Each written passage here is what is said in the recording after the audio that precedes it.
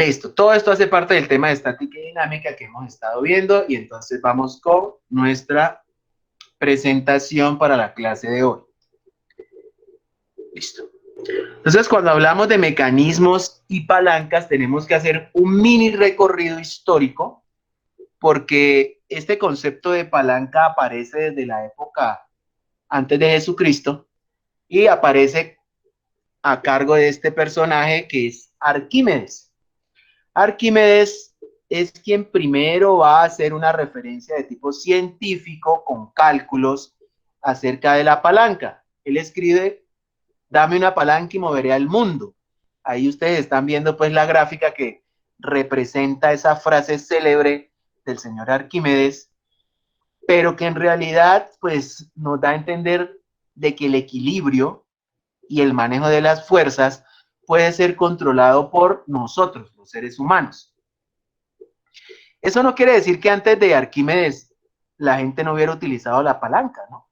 Se han encontrado algunos vestigios históricos de que las palancas también la usaban en Mesopotamia y la usaron también los egipcios para construir sus pirámides, pero pues ellos no hicieron ninguna referencia de cálculo matemático y por lo tanto pues los derechos de autor de este invento le quedan al señor Arquímedes, ¿no?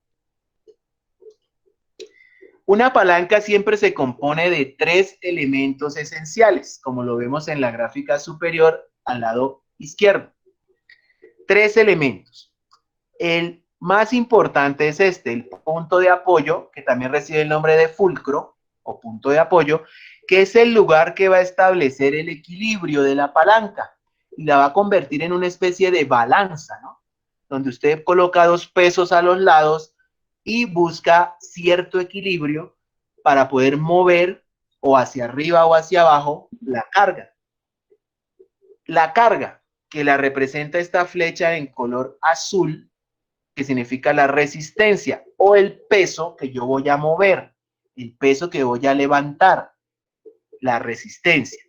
Y por otro lado está la fuerza o potencia, que es la que yo le tengo que aplicar para poder levantar o bajar la resistencia o peso, aprovechando este punto de apoyo o fulcro.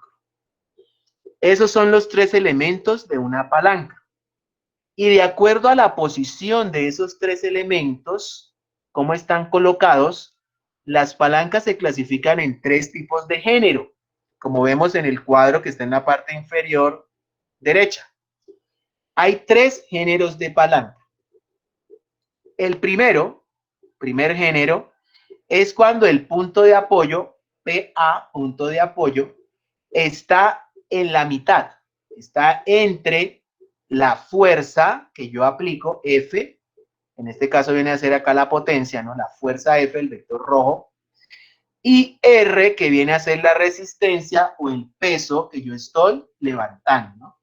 Cuando el punto de apoyo está en la mitad, esta palanca se llama palanca de primer género y la usamos a diario. Acá está el ejemplo, ¿no? Un alicate, una pinza, una tijera. Esas son palancas de primer género. ¿Por qué? Porque lo que estamos apretando, lo que estamos tensionando o cortando es la resistencia. El punto de apoyo pues va a ser la unión entre las dos partes de la tijera o de la pinza. Punto de apoyo.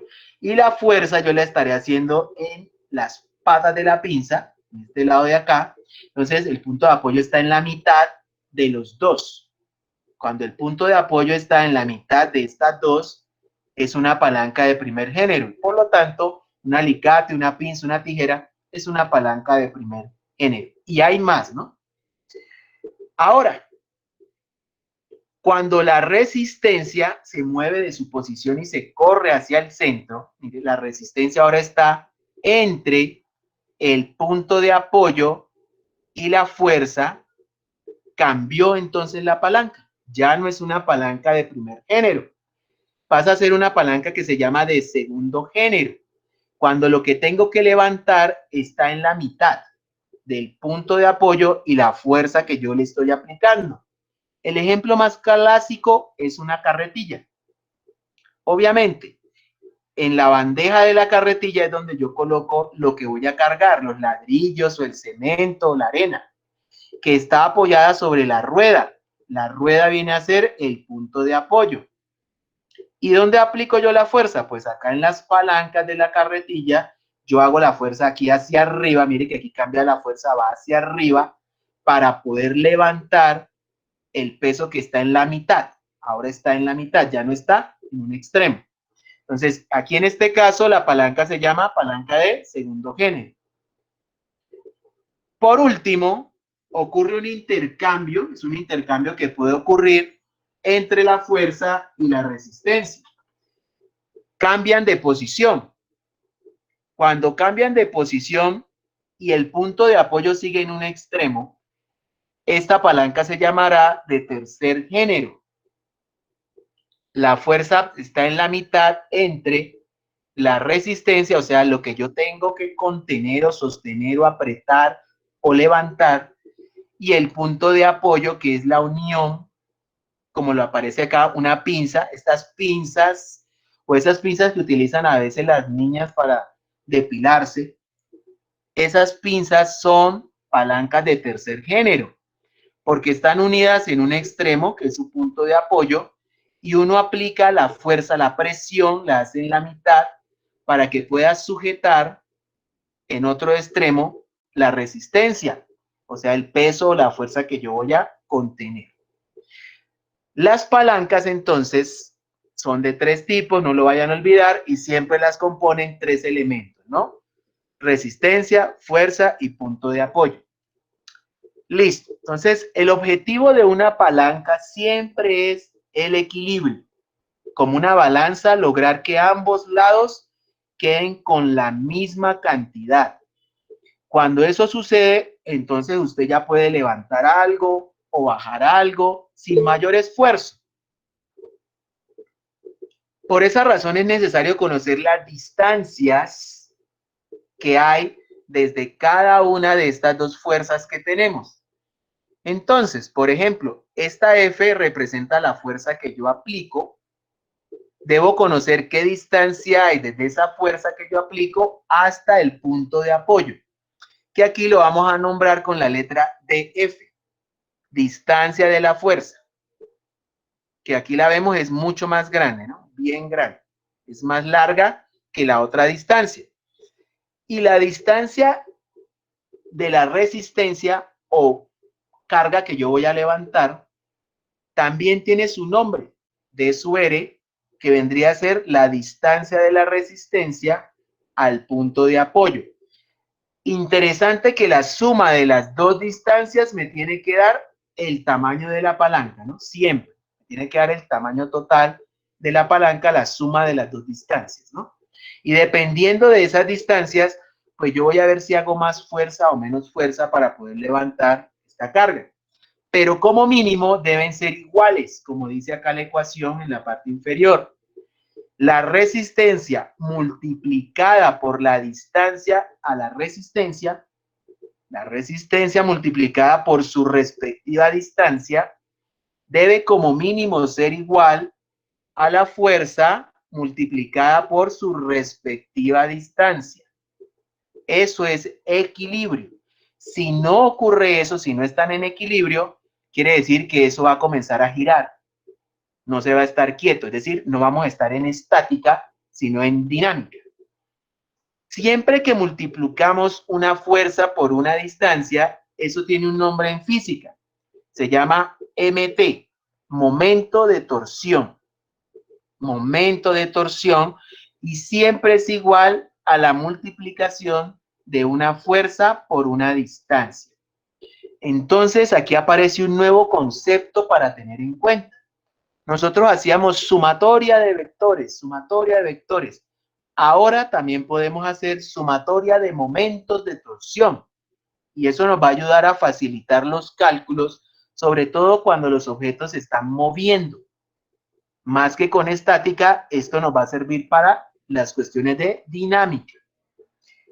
Y así como los vectores en estática se ubican en un plano cartesiano y uno los ubicaba teniendo en cuenta la punta de la flecha que si la punta de la flecha iba para arriba, el vector estaba en la línea norte, es decir, el vector estaba en Y positivo, que si el vector tenía la punta hacia abajo, como casi siempre ocurría con el vector peso, ese vector iba hacia el sur, ese vector estaba en Y negativo, que si el vector apuntaba hacia la mano derecha, es decir, iba hacia el este, ese vector era X positivo, que si el vector apuntaba su flecha hacia la izquierda, estaba en posición oeste y por lo tanto era X negativo.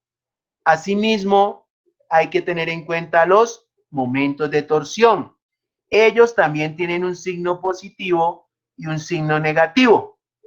¿Cómo se calcula eso? Muy sencillo. Debemos tener en cuenta entonces hacia dónde se produce el movimiento con cada vector. Por ejemplo, en el primer caso que está a mano izquierda, este del lado de acá, tenemos nuestra palanca y nuestro vector apuntando hacia abajo. Si acá abajo estuviera nuestro punto de apoyo y yo comenzara a hacer fuerza, miren que no hay resistencia, no está el otro vector, no hay resistencia, esta palanca comenzaría a girar y giraría en este sentido, en el sentido de las manecillas del reloj. Cuando una palanca gira en el sentido de las manecillas del reloj, se dice que el momento de torsión es positivo. Entonces, el signo que se utiliza en la ecuación es positivo. Si gira en el sentido de las manecillas del reloj. Pero, miremos el caso contrario, que sería el caso de la mano derecha. Cuando el vector, miren, ahora va hacia arriba y está en la misma palanca, pero no tiene resistencia, intentaría girar la palanca en el sentido contrario a las manecillas del reloj. Y cuando gira contrario a las manecillas del reloj, matemáticamente le tenemos que colocar al momento de torsión un signo negativo, un signo negativo. Entonces, de esa manera es que se maneja la sumatoria que vamos a ver ahora con momentos de torsión. Cuando gire en sentido de las manecillas del reloj, le ponemos más. Cuando gire contrario a las manecillas del reloj, le ponemos menos. Entonces veamos un ejemplo. Supongamos que tenemos esta palanca en la que ya aparecen 3 vectores. Recuerden siempre, los de un lado de la palanca, o sea, miramos siempre el punto de apoyo y vemos que hay unos al lado izquierdo, otros al lado derecho. Siempre tiene que ser así, unos al lado izquierdo y otros al lado derecho. Unos pueden ser la resistencia, otros pueden ser la fuerza. Entonces, no importa. Puede ser que los de la derecha sean la resistencia, pueden ser que los de la izquierda sean la fuerza o al contrario, pero siempre deben formar un equilibrio, como una balanza. Usted le pone a un lado y le pone al otro para que quede equilibrada, ¿no? Porque no se vaya a caer pues, lo que está ahí usted colocando sobre la balanza. Estos 3 vectores ya usted los admiró y dijo, uy, parecen del mismo tamaño, ¿sí? Tienen la misma carga. El problema es que cada uno está a una distancia diferente del punto de apoyo. Y por estar a una distancia diferente, cada uno va a tener un efecto diferente y va a tratar de hacer mover a la palanca a su antojo, ¿no? Si estuviera solo, la movería a su antojo. Pero los otros tratan de equilibrar para que no haya movimiento. Es decir, en este caso estamos analizando estática, que la palanca se quede quieta. Entonces, cada uno de ellos tiene una distancia. Primera consideración, miramos el punto de apoyo y F1, que es un vector que va hacia arriba, miren ustedes, hacia arriba, tiene su propia distancia, que la llamaremos distancia 1, porque corresponde a la fuerza 1. Si miramos el vector F2, fuerza 2, este va hacia abajo y tiene también su propia distancia que llamaremos de su 2, distancia del vector 2. Miren que todas las distancias se toman con respecto al punto de apoyo. El punto de apoyo viene a ser como el centro del eje coordenado, ¿no? El centro, el punto 0, 0 de la coordenada cartesiana. Y la fuerza F3 también va hacia arriba y tiene su propia distancia, que en este caso es la más larga de todas, que llamaremos D sub 3. Cada distancia le corresponde a su propia fuerza. Es decir, tenemos 3 momentos de torsión diferentes. El primer momento de torsión, le corresponderá a la fuerza 1 multiplicada por la distancia 1, tal como aparece aquí. El segundo momento de torsión le corresponderá a la fuerza 2 por su respectiva distancia, la distancia 2. Y el momento de torsión 3 le corresponderá a la fuerza 3 por su respectiva distancia. Es aquí donde empezamos entonces a analizar hacia dónde se va a mover cada una de esas fuerzas. Para poder hacer eso, miremos primero la primera fuerza. Está a este lado. Si las otras dos fuerzas no existieran, no estuvieran a este lado, esta intentaría levantar la palanca por este lado y girarla para darle vuelta en sentido de las manecillas del reloj. Es decir, F1 intentaría levantar por este lado izquierdo la palanca, la subiría y la levantaría girando en el sentido de las manecillas. Es decir, generaría un momento de torsión positivo. M1 sería positivo. Miremos ahora F2. Si aquí estuviera F2 sola, es decir, desaparezcamos F1 y F3 si no estuvieran aquí, F2 solita, que va apuntando para abajo, intentaría coger la palanca y bajarla por este lado, por el lado derecho. La bajaría. Es decir, intentaría hacerla girar en sentido de las manecillas del reloj, también F2. O sea que F2 está produciendo un momento de torsión también positivo. M2 sería positivo. Analicemos por último el caso de fuerza Su3. Fuerza Su3 va apuntando hacia arriba. Imaginemos que no existe ni F2 ni F1 y la palanca está sola con F3. F3, miren ustedes, intentaría levantar la palanca por el lado derecho, o sea, subirla, y la haría girar en contra de las manecillas del reloj. Haría el movimiento contrario. Y ese movimiento contrario sí quiere decir que M3 tiene que ser negativo. Entonces, cuando hago la suma de momentos de torsión, no, me tiene que quedar así. Sumatoria de momentos de torsión es igual al momento de torsión 1, que es positivo, aquí está adelante el signo positivo, aunque no lo escribamos, más positivo, el momento de torsión 2, menos, acuérdense, la 3 es la única que va en contra de las manecillas del reloj, momento de torsión 3. Y como ya sé que cada uno de ellos tiene su correspondencia, simplemente sustituyo estos valores. Momento de torsión 1 es fuerza por distancia, más momento de torsión 2, positivo también, fuerza por distancia, y el único negativo sería fuerza, momento de torsión 3, fuerza 3, distancia 3. A partir de ese momento, tomo decisiones. Si yo quiero que esa palanca se quede quieta, sumatoria igual a 0, estática. Si yo quiero que esa palanca se mueva, sumatoria igual a masa por aceleración. Solo que esta aceleración ya no es una aceleración en forma de línea recta.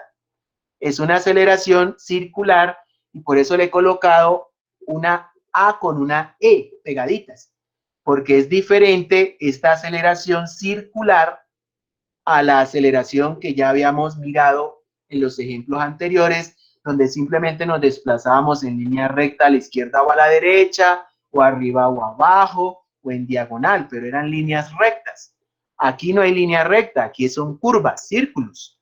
Entonces, la aceleración circular aquí cambia, ¿no? Eso lo veremos en el segundo semestre cuando las aceleraciones dejan de ser en forma de línea y se convierten en forma de círculos, ¿no? Que tienen otros valores.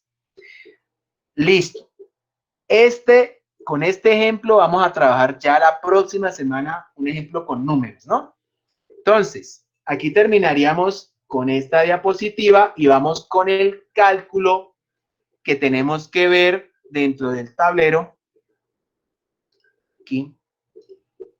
Donde ya miramos una polea. Como en la clase pasada estuvimos mirando poleas, entonces la idea ahora es mirar y qué se hace con una polea en el caso que yo quiera hacer un cálculo con poleas.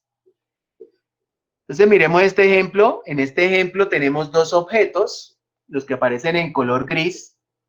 Cada uno tiene su propio peso, cada uno tiene su propia masa. Recuerden que los colocamos en forma cuadrada para evitarnos hacer cálculos de forma, ¿no? Recuerden que cuando tienen diversas formas, pues nos toca hallar que el área del círculo, sumársela con el área del cuadrado. Entonces, para evitarnos todo ese cálculo, ponemos un cuadrado porque todos sabemos que el área de un cuadrado es base por altura, lado por lado, entonces eso no tiene problema. En este caso, como ustedes pueden ver, aquí hay una mesa. Y en esa mesa se ha colocado una polea, que la representa esta figura, y hay un cable que tiene unidos a los dos pesos. Y uno aquí comienza a imaginarse cosas, ¿no? Yo digo, si este que está acá colgando en el aire pesa mucho, ¿qué le va a pasar al que está arriba? Pues lo va a comenzar a mover hacia la derecha, ¿sí? Lo va a comenzar a alar con la tensión del cable y lo va a comenzar a mover hacia la derecha. Y si es al contrario, o sea, el que está en la mesa pesa más que el que está colgado, pues el que está colgado se va a quedar ahí quieto. No va a haber quien lo suba ni quien lo baje, porque el peso que está arriba le sirve como de refuerzo para sostenerse. Eso es lo primero que uno piensa.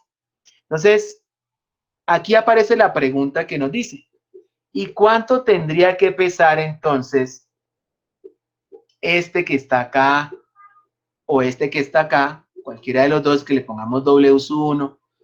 Vamos a ver cuánto tendría que pesar este que está sobre la mesa para que el otro no lo arrastre. ¿Cuánto es lo que tendría que pesar este que está acá en la mesa para que el que está aquí colgado no lo arrastre? Entonces, lo primero que hacemos, ya sabemos, es colocar nuestros vectores. Siempre. Lo primero es colocar los vectores. ¿De qué vectores estamos hablando? De los principales, que siempre son los primeros, que son los vectores del peso. Siempre se colocan los de peso. Y en este caso, los dos objetos tienen su propio peso. Entonces vamos a colocar aquí en el centro de gravedad nuestro primer vector, que sería el vector de peso de ese primer objeto. Entonces, a ese primer objeto tiene su propio vector de peso. Yo lo voy a llamar vector peso 1, que será para el caso del bloque número 1. Tiene su propio peso. El vector número 2, igual, también tiene su propio peso que sale del centro de gravedad, que no sabemos cuál es el que vamos a calcular, cuánto peso tiene que haber ahí para sostener al otro.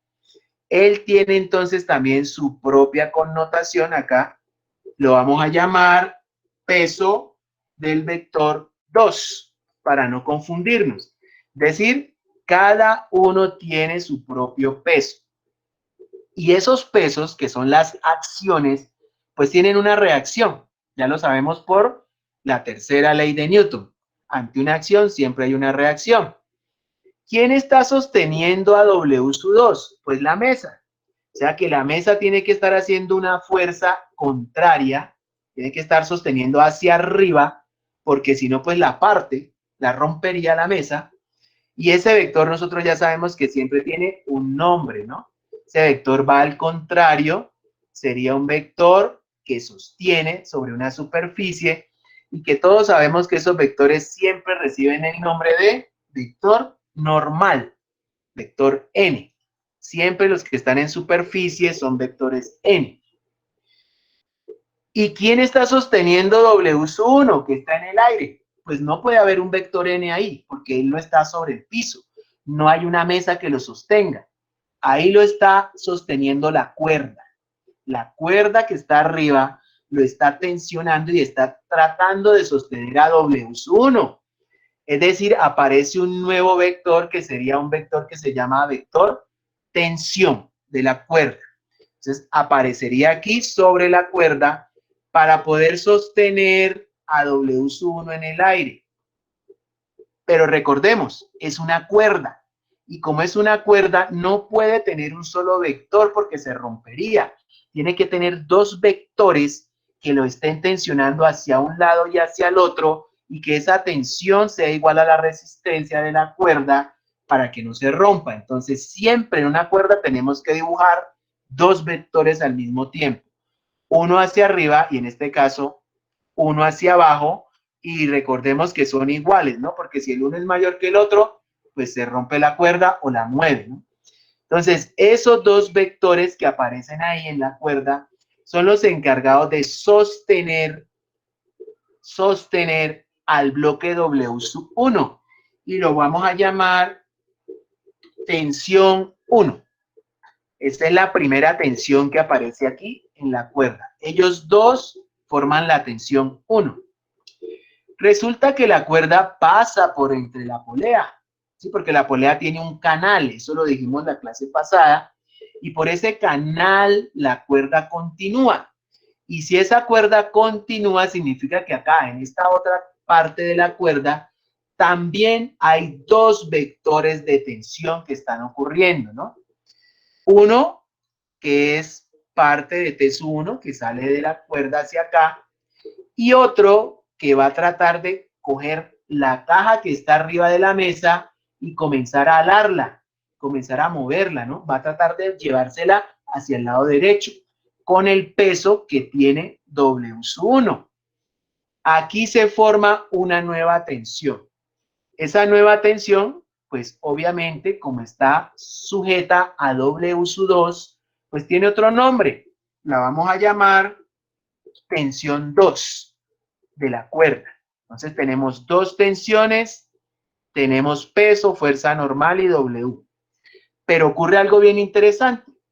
T sub 2, esta partecita, quiere coger esta caja y moverla, y entonces hay alguien que la va a tratar de frenar. La fuerza de fricción.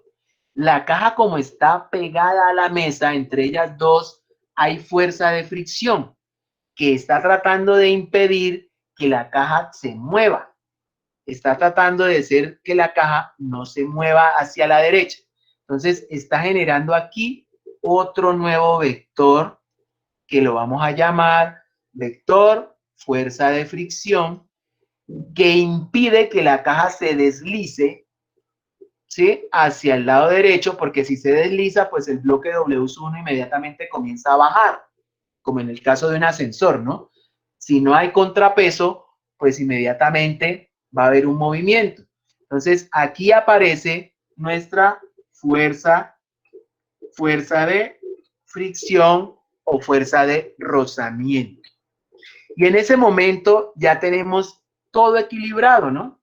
Acción, reacción, acción, reacción, acción, reacción, acción, reacción y acción, reacción. Cuando todas las fuerzas están en equilibrio, yo ya puedo decir, ah, eso lo puedo pasar al plano cartesiano. Pero como vimos la clase pasada, este mecanismo sí es complejo, no es tan sencillo. Nos toca partirlo en mecanismos más pequeños para poderlo analizar.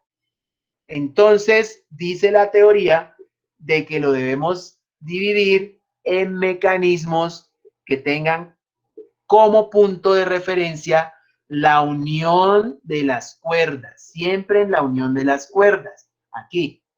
Entonces, ¿eso qué quiere decir? Que por aquí yo puedo partir mi primer mecanismo, aquí lo puedo partir, y sería todo este que está acá abajo. todo lo que tiene que ver con W sub 1 y con la primera parte de T sub 1. El segundo mecanismo tendría que venir aquí, donde la unión de la cuerda 2. Entonces, aquí parto mi segundo mecanismo, ¿sí? Que sería, pues, todo esto que tiene la polea. Y el tercer mecanismo iría acá, que iría toda la caja que está sobre la mesa. Entonces, tenemos 3 mecanismos para analizar separadamente. Entonces, como dice que separadamente, pues nos toca mirarlo uno por uno.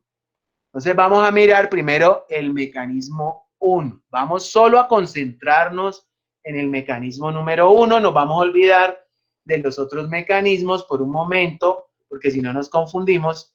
Entonces, vamos con el mecanismo 1, este que está acá abajo.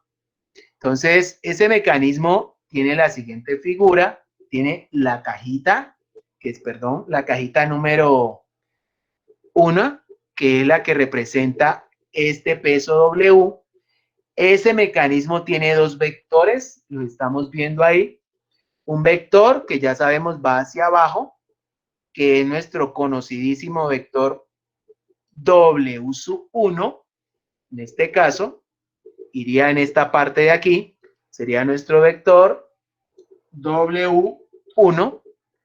Y tiene también un vector, aquí está en color naranja, que es parte del vector de tensión, pero también hace parte del primer mecanismo, que iría en esta parte superior, que sería nuestro vector T1. Sería nuestro vector T1, ¿no? Una parte de, ¿no? Va ahí. Listo. Como podemos observar, solo podemos hacer sumatoria en Y. No tiene vectores en X. Solo tenemos en Y. Tenemos uno positivo, que es el de color naranja, que sería T sub 1, y uno negativo, que es el vector W. Entonces, ¿cómo nos quedaría nuestra ecuación a partir de aquí? Nos quedaría primero el vector positivo, que sería T sub 1, contra el vector negativo, que sería W sub 1. Entonces, menos el vector negativo, que sería nuestro W sub 1. Y esa ecuación, que es la sumatoria, como queremos que la caja se quede quieta, la pondríamos igual a 0. Y eso sería estática y sería nuestra primera ecuación que estamos haciendo. Sería la ecuación número 1 del mecanismo 1, que solo tiene sumatoria en Y, donde positivo es T sub 1 y donde negativo es W sub 1. Ahora olvidémonos del mecanismo 1 y vámonos al mecanismo número 2, que es la polea. Entonces, en la polea, que es nuestro mecanismo número 2, ¿qué tenemos? Tenemos que hay un pedacito de mesa por ahí, tenemos la polea está sujeta a la mesa, eso es lo que tenemos en el mecanismo número 2, una polea, y tenemos 2 vectores.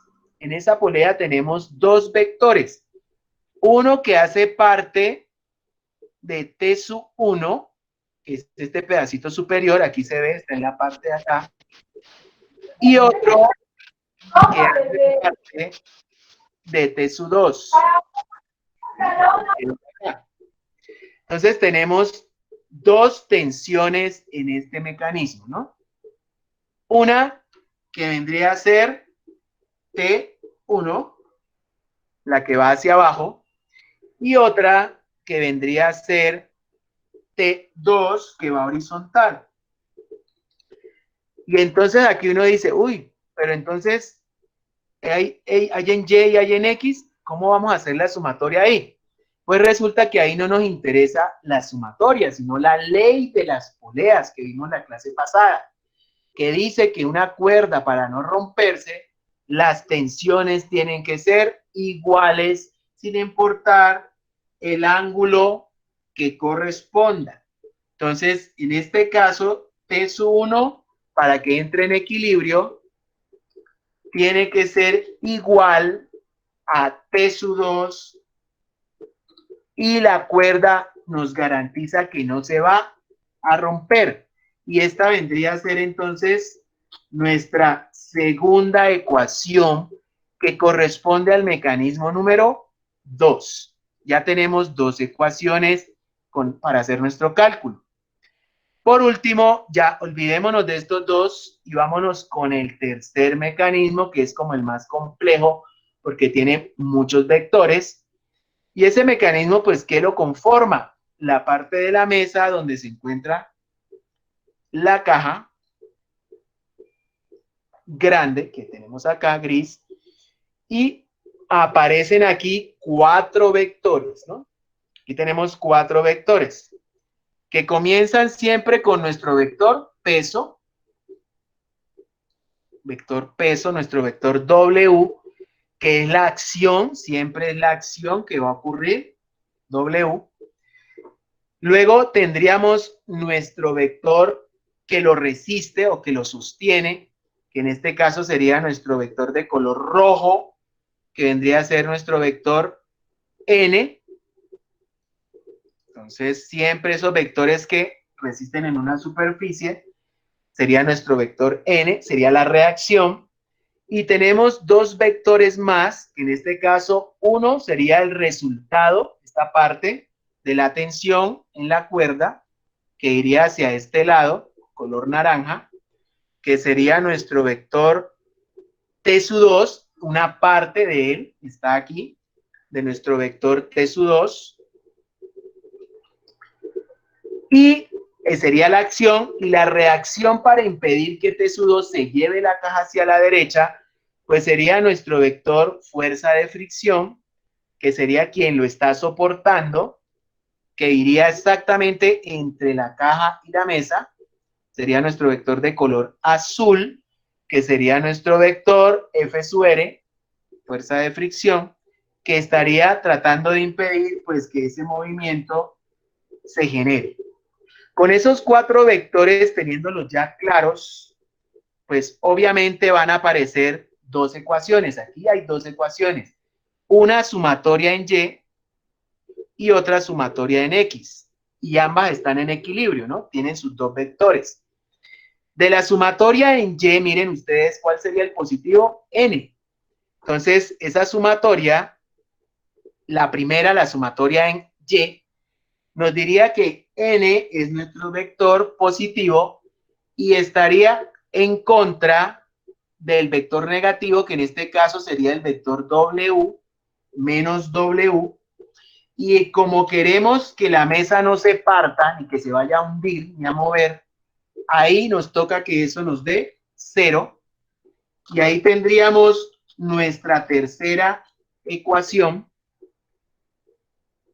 Miremos ahora en el caso de las X. En la X tenemos también dos vectores, de los cuales el primero sería el de color naranja, sería nuestro vector positivo, que sería el vector T sub 2, iría hacia el lado positivo, la punta de la flecha, contra el vector negativo, que sería nuestro vector F sub R, entonces menos nuestro vector negativo,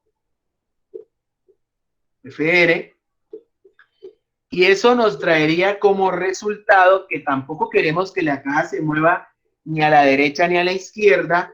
Entonces, para que sea estática, eso tiene que valer 0 y nos daría nuestra cuarta ecuación. Entonces ya tenemos nuestras cuatro ecuaciones básicas de todo este mecanismo que tenemos aquí de con poleas y objetos. Estas cuatro ecuaciones se complementan con otras dos más. La del peso, que todos sabemos que es masa por gravedad, y la de fuerza de fricción, que todos sabemos que es coeficiente de fricción, μ, por la fuerza normal. Y nos quedaría de esta manera, tendríamos nuestras ecuaciones para poder entrar a la parte de cálculo.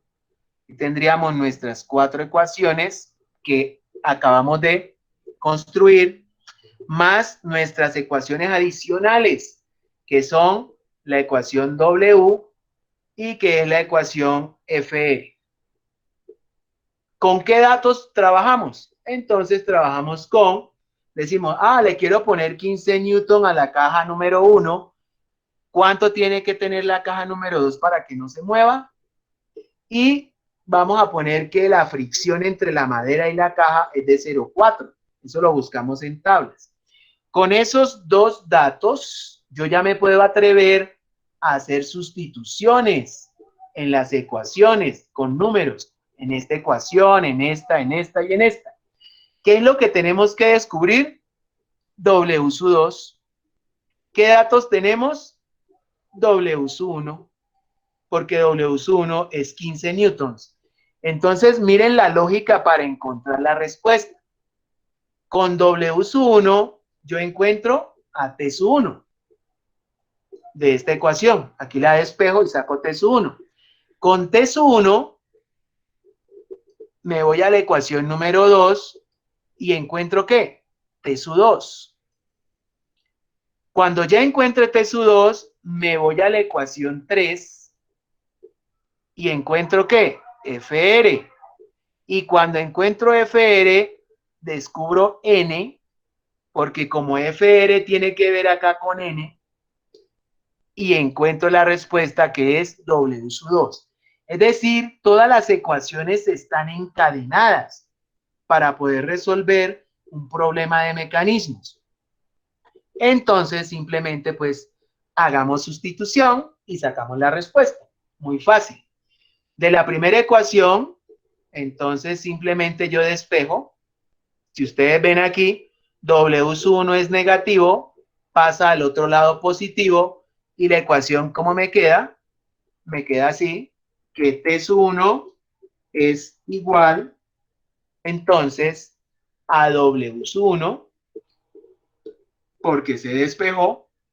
Entonces ya sé que T sub 1 vale W sub 1, o sea que vale 15. Ya sé que T sub 1 vale 15 porque W sub 1 vale 15. No tengo que hacer otra operación. Ya aquí ya se puede descubrir que T sub 1 tiene que valer 15 porque 15 es lo que vale W sub 1. Entonces ya sé que aquí es un 15. Entonces, como sé que es un 15, quiere decir que T sub 2 ¿cuánto vale? Pues 15 también. Entonces ya sé que T sub 2 tiene que valer también 15. Entonces voy llevando mi dato en la memoria. 15. Entonces me voy a la ecuación número 3 con este 15 aquí, voy a ir con este 15 aquí y lo reemplazo en esa ecuación. ¿Y qué me quedaría? Me quedaría así. Que en lugar de T sub 2 voy a colocar 15, que es el número, y despejo la ecuación. FR es negativo, pasa al otro lado positivo, y por lo tanto, obligatoriamente, pues ya muchos lo descubrieron, FR ¿cuánto tendrá que valer? Pues 15 también. Entonces, 15 tiene que ser igual también a nuestro valor llamado FR. Y si eso es cierto, y esta ecuación que está por acá, me la voy a llevar. Si eso es cierto y esta ecuación es cierta, quiere decir que yo puedo encontrar el valor de n, porque n está multiplicando por el coeficiente de fricción. Entonces, si está multiplicando, esta mu, esta letra griega, pasa a dividir. ¿Y qué me quedaría? Me quedaría que n, poner acá, n sería igual a FR, que estaría en la parte superior, dividido entre el coeficiente de fricción, que también es un número y que también yo conozco, ¿no? Entonces, miren cómo quedó la ecuación. ¿Cuánto vale FR? 15. Ya sé que vale 15. Entonces, simplemente, esto será igual a 15 dividido mu. ¿Pero cuánto vale mu? Acá dice, vale 0,4. Entonces, dividido 0,4. Y si utilizo mi calculadora eficientemente, pues eso me va a dar simplemente 15 dividido 0.4, 37.5. Y si n vale 37.5, miren acá, entonces ¿cuánto vale W? Muy fácil, W está restando, pasa al otro lado positivo. Entonces en lugar de esa n yo ya puedo colocar un número. ¿Sí? Ya puedo colocar un número aquí. En lugar de n, yo puedo colocar 37.5. Y si despejo W, pues ¿qué me va a quedar? Que W sub 2 vale exactamente 37.5. Entonces aquí, simplemente W sub 2 es igual a W sub 2, que es nuestro dato que estábamos buscando. Entonces, ¿qué quiere decir? Que si yo coloco 37,5 newtons en esta caja, esta de aquí nunca se va a mover. Nunca se va a mover. Si yo aquí le coloco 37,5, esta de acá abajo nunca se va a mover. Pero si yo le coloco 36, ya comienza a moverse. Esta comienza a bajar. Si yo le coloco 34, 32, cualquier número menor de 37.5, voy a hacer que esta obligue a moverse esta hacia la derecha. Pero cualquier número que yo coloque mayor de 37.5, esta se sostiene y nunca se va a mover. Entonces, de esa manera es como usted puede calcular en un motor una cantidad de cuestiones. ¿Listo? Bien. Con eso, entonces, terminamos la clase de hoy.